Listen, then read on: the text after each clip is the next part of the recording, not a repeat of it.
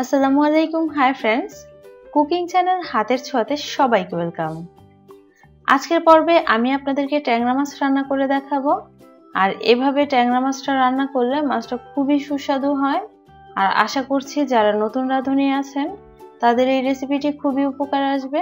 তো চলুন দেখে নিই ট্যাংরা মাছ রান্না করার পুরো প্রস্তুত প্রণালী। প্রথমেই আমি এখানে হাফ কেজি ট্যাংরা মাছ মাথাটা ফেলে দিয়ে এভাবে কেটে নিয়েছি। আর মাছগুলোকে লবণ দিয়ে খুব ভালোভাবে ধুয়ে পরিষ্কার করে পানিটাকেও ঝরিয়ে নিয়েছি।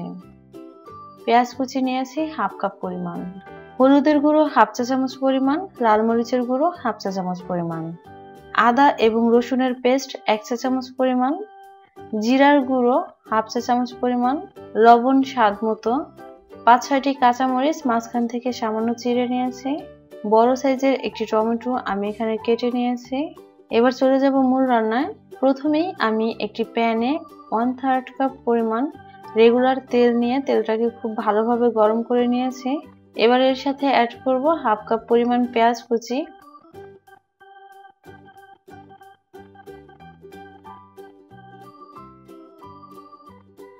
আর পেঁয়াজটা ভাজার সময় আমি এর সাথে অ্যাড করব স্বাদ মতো লবণ। এতে করে পেঁয়াজটা খুব সুন্দরভাবে সিদ্ধ হবে। পেঁয়াজের কালারটা যখন এরকম হালকা ব্রাউন কালার হয়ে আসবে তখন এর সাথে অ্যাড করব আদা এবং রসুনের পেস্ট। আর এই সব কিছুকে আমি আরো 1 মিনিটের মতো ভেজে নিব। যদি আদা এবং রসুনের পেস্টটাকে এরকম পেঁয়াজের সাথে একটু ভেজে নেওয়া হয় তাহলে কিন্তু রান্নাটা অনেক সুস্বাদু হয়। আমি 1 মিনিটের মতো আদা এবং রসুনের পেস্টটাকেও পেঁয়াজের সাথে ভেজে নিয়েছি। এবার অ্যাড করছি হলুদ, মরিচ আর জিরার গুঁড়ো। এবার চুলার আঁচটা মিডিয়াম আঁচে রেখে আমি সবকিছুকে সামান্য একটু ভেজে নিচ্ছি। চুলার আঁচটা কমিয়ে মশলাগুলো যদি একটু ভেজে নেওয়া হয় তাহলে কিন্তু রান্নাটা অনেক সুস্বাদু হয়। তবে খেয়াল রাখতে হবে যেন মশলাটা কোনোভাবেই পুড়ে না যায়। এবার আমি এর সাথে অ্যাড করছি হাফ কাপ পরিমাণ পানি। এবার এই মশলাটাকে খুব ভালোভাবে কষিয়ে নিতে হবে। মশলাটা কষিয়ে নিতে নিতে যখন তেলটা এরকম উপরে উঠে আসবে তখন বুঝতে হবে মশলাটা কষানো হয়ে গেছে। এবার এর সাথে অ্যাড করব আগে থেকে ধুয়ে পরিষ্কার করে পানি ঝরিয়ে রাখা মাছগুলোকে। এবার এই মশলার সাথে এই মাছগুলোকেও আমি আরো 5 মিনিটের মতো কষিয়ে নিব। তবে এই পর্যায়ে কিন্তু খুব সাবধানে নাড়তে হবে যেন মাছগুলো ভেঙে না যায়।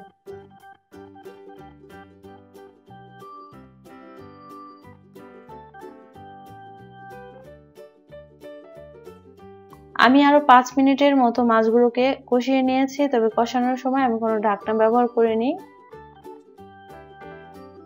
এবার এর সাথে অ্যাড করব 1 কাপ পরিমাণ পানি।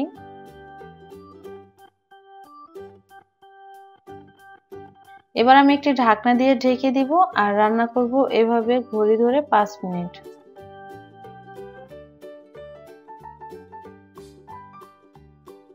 ফিরে এলাম 5 মিনিট পরে।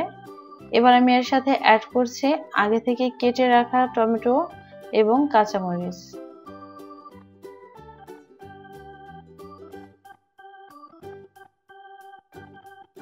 এবার আলতো হাতে সবকিছুকে একটু নেড়ে নিচ্ছি।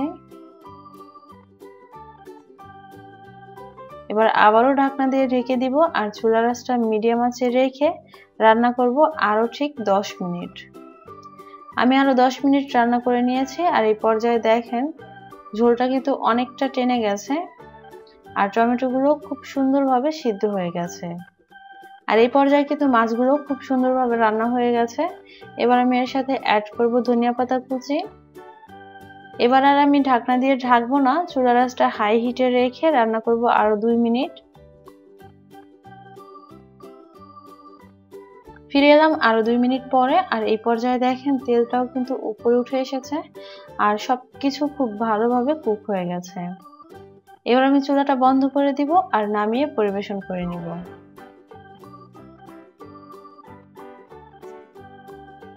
তৈরি হয়ে গেল খুবই মজাদার ট্যাংরা মাছ ভুনা। ট্যাংরা মাছ পছন্দ করে না এমন মানুষ খুঁজে পাওয়াই মুশকিল। আর যারা ট্যাংরা মাছ পছন্দ করেন তারা একবার হলেও এভাবে ট্রাই করবেন। আই হোপ আপনাদের কাছে খুবই ভালো লাগবে।